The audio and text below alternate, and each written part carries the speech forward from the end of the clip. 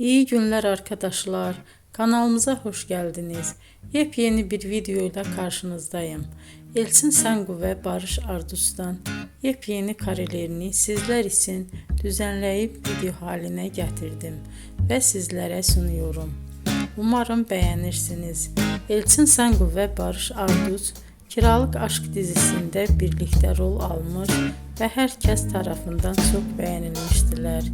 Biz de onların en güzel ve en özel karelerini sizler için hazırladık.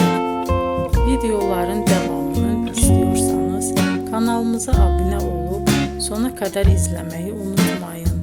Hoşça kalın. Bizden bu kadar.